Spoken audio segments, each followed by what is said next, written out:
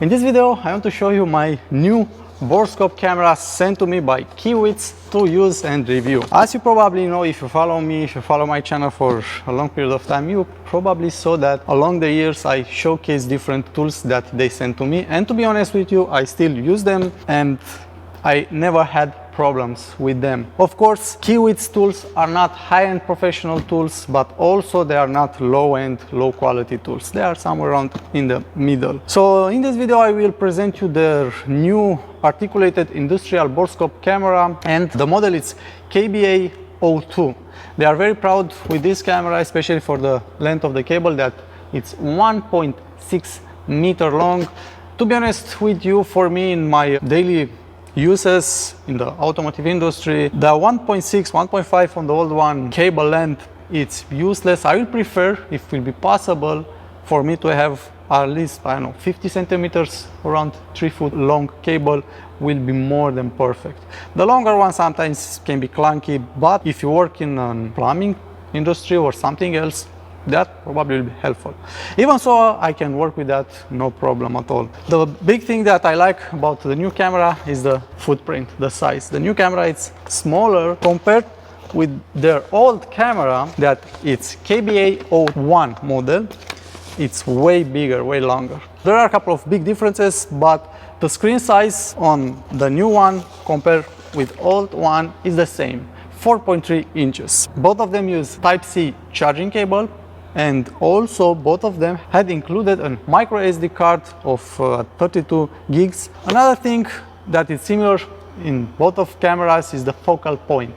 Focal point is between 2 centimeters and 10 centimeters. If you go closer, you are out of focus. If you go farther, the same, you are out of focus, but you can still use them if you can understand something that you need to see. Another difference is the field of view. On the old generation, the field of view is limited at 70 degrees. On this new one, the field of view is a little bit bigger, it's 90 degrees. Yeah, I would like to see 100 or 120 or something like that, but 90 degrees is a big difference compared with the old one. Also, another thing that sometimes can be frustrating, or maybe won't be a problem for you, is the charging time. On the old one, the charging time from flat to full, it's 3 hours. On the new one, the charging time it's 6 hours. But there is a but. On the older one, the lifetime of the battery, and you can use it, it's 3.5 hours compared with the new one that it's 5 hours. And also a very big difference that it's very important, and I love it about the new camera, it's the camera size. The new one, it's 6.5 millimeter compared with the old one that it's at 8 millimeter. Yeah, so with that I will compare it of image quality, new one versus old one. And also I have here a Matco tool, a Borescope that it's professional tool, and we will see the difference between them. But before I will do that, I want to show you what's inside of the box. So I received this cardboard box. Inside of the box was this beautiful case, and the case is to keep the equipment, to store it. In the case you'll have your user manual, and I recommend you to read it. There is a lot of useful information there. You have extra 2 new small microfiber rags to clean probably the screen and the camera itself. Also, you'll have a small tube with accessories. Inside here there is a hook, a magnet, and also a 90-degree view angle mirror that you will thread on the head of the tool. You see, you can remove this protective cover and you can thread those, but I don't see the use for the 90-degree. Maybe if you cannot articulate the Borescope, because this Borescope is capable of turning all the way around. So yeah, probably if it's a very short trace and you are not able, you don't have the turn ratio, the place where to turn this camera, that thing will be useful. And also USB Type-C charging cable, that it's a nicer quality than expected and usual. And this is a protective cap for the camera. Yeah, it's a rubber protective cap for the camera. The camera itself, it's simple, feel nice in your hand. You have a light here in the back. This is the joystick that will control the wheel, that will control the turning of the head. On the right side you'll have this rubber cap, and here you have the USB-C charging port, micro SD card, and a reset button. The micro SD card, as I told you, it's 32 gigs of storage capacity.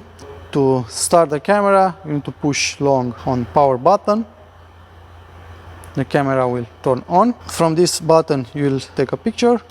From here, we'll go in menu, up and down. You can select the language, date and time, resolution. Date label, it's checked. That is a very useful thing, and I always use that because I have sometimes in that SD card pictures of cylinders or inside of cylinders, and I don't remember which one was from the card that I worked on, but with the date label I'm able to see exactly when that picture was done and when I worked on that car. Recording, sound, this tool can make sounds when you click the buttons. Storage, brightness, temperature system, you can select between Fahrenheit and Celsius. Default settings, format and version. If we'll go back, we return in camera. From the zoom button you can zoom in, it's a digital zoom. Also you can swap the camera, the image of the camera, and from here, from the back, we will change the mode between video, you see here, video and pictures. And also we can go and see what we saved. And if you press longer on this button, you will turn on the light. You need to press longer. You see, I have light on the back. And also the intensity of the light from the camera can be controlled by clicking this button. If you want to turn on the camera, you need to longer press on the power button and the camera will shut off. Compared with the old one, everything is almost identical. As I told you, the screen size is identical, but you can see there seems to be different coating on the screens or different type of screens. This one is darker and glossier than this one. Also the layout of the buttons is similar. Here you take pictures, from here you will articulate the head. This one feels way easier to be articulated, but this camera, it's way used than this one. This is a brand new camera and the articulated knob from here seems to be very stiff, but even so I like both of the cameras.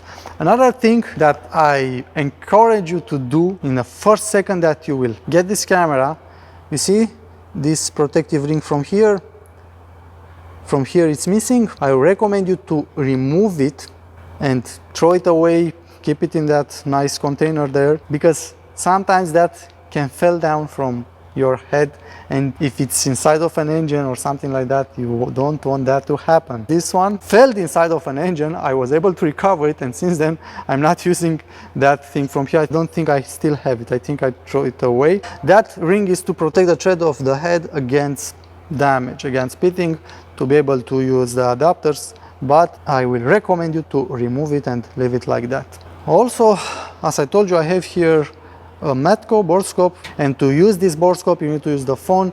This is extremely annoying. Yeah, the head, I think it's a little bit thinner, or it's similar. I think this is 6mm and this is 6.5. But even so, that thing, it's annoying, sometimes annoying to be used, because you need to use your mobile phone. There is an app, you will connect it with Wi-Fi on your phone and you have an image. Sometimes this can be frustrating. The image will have some lag when you move the camera. Sometimes the image will freeze. It's extremely annoying. When you use this, your internet connection will be disconnected. You will be out of internet when you are working with this type of thing. So we'll compare the image quality between this camera, that one and that one. Okay, so let me connect my Matco first. For that I will open the app and everything is connected now. Of course you need to do the settings, the setup with the app. Another thing, on Matco you don't have the option to turn the image, so you need to manually turn the image like that. Let's see if we can put this in one place. Let's try to have something here on this screen to look at, like that. Next we will turn on the new camera from KAIWEETS and the old one. And as you can see, all the cameras are almost in the same place. They are watching at that screen, and you can see the old one, the view, the angle and the quality of the image. The new one, you can see the entire monitor. On the old one, you can see a part inside of the monitor. And also on the Matco one, you can see a small part inside of the monitor, a smaller part than that one, but the image quality is way higher here than these two ones. But also the image quality can be affected by this high-end phone screen compared with this onboard screens for these two units. But the field of view, you see, all the cameras are in the same place. Also, you can see on the Matco there is that lag, that annoying lag on the image. This one is the best one. When you move, you see the quality. The quality of the image on this one is the best one when it's something moving quick in front of the camera. And sometimes that can be helpful because it's annoying when you try to send the camera down to search for something and the image is lagging, you cannot see, you can see, you cannot see something better. And when the image is fluent, it's perfect, you can easily identify and see where is that screw, where is that leak, where is that crack, when you are moving the camera, not when you are at standstill. Compare with the cameras, when there is a lag in the image, it's a pause for a couple of microseconds, then the image will resume and so on. And when the image will resume, you will be a little bit farther on your expedition inside of the engine, or depending on what you do. And now let's try to do a live test. I have here a BMW heat management module, and let's see if we can see what's inside of this module. First, let's use the professional tool. With the professional tool, first thing is to make sure that the image is not upside down like it's now, and the cable is very stiff. So the image is upside down, so we need to spin the camera until I will have the image right side up. So I will send the camera in. Let's see. We hit an elbow. And let me see if I can push the camera inside more. I cannot push it. So I'm able to see only on this straight line. I cannot bend the camera to send it inside. Okay, next step, let's try the old one, KBA01. So the same, we can make sure first that our camera alignment is straight. We can spin the head to make sure it's straight, but we can also spin the head from this button. You see, up, down, up, down. You have only upside down image, and that's all. Also, the next thing is to make sure that the head is articulating left to right to have an idea where I will go in. So from what I see here, this passage will go straight inside and probably will make a left turn. So I need to make sure that this is something like that to be able to do that turn. Now I'll go inside. Let's see the image quality. And now I'm at the end and I can make that turn and I'm inside. Inside here, let's see what we can find. There is a thermostat, I think, down there. You can see outside. Yeah, you can see outside to the back. Inside here.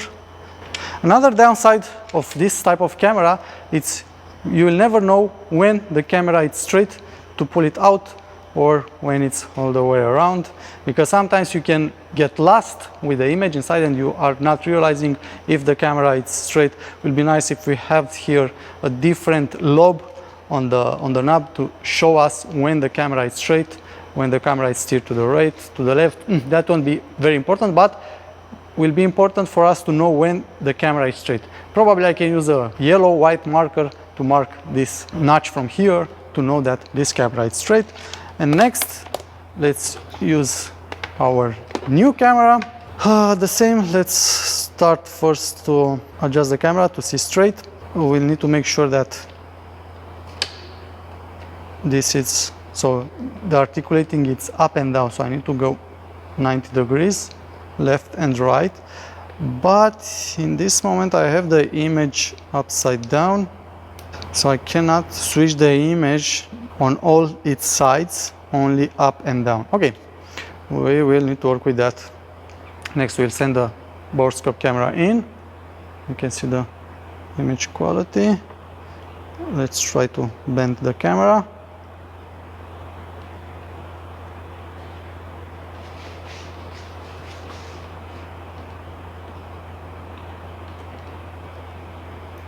And from the get-go, you see you have a bigger, wider field of view.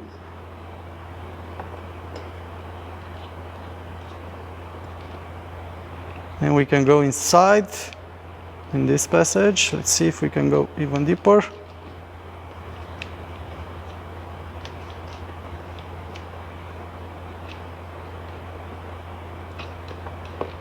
And we are almost out on the other side. So there's a big difference, and it's helpful to have this type of tool on your hand. And again, another thing that it's annoying, I don't know when this camera is straight or bent, to be able to pull it out safely without damaging the cables when it's bent all the way around. Nice tool.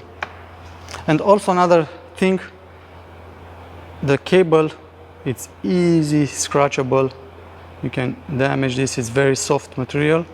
And you can see I already damaged it. So yeah, this is all. I will use this tool. You will see me using it in my videos in the future. Probably this will be my to-go tool from now on. Also, I will use this one. Now, if I have the older generation, I can use this one as a sacrificial piece from something that I will be careful and I won't want to damage the new one. And I still have this thing, but to be honest, this is a so-called professional tool. I think I use it once or twice, but because of this stiff head, you are not able to use it too much. You can go in a straight line and see something deep inside of a hole, but you cannot turn around left or right to see. Yes, on this one also, I don't know where it is, it's here in this bag. You have the 90-degree mirror, but that it's useless. You cannot use it. So it is.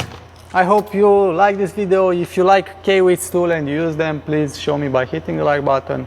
If you have good reviews or bad experience with these cameras, you can leave a comment in the comment section down below for other people to read about your experience. And with this, again, thank you for watching these videos and see you in the next one. Bye now.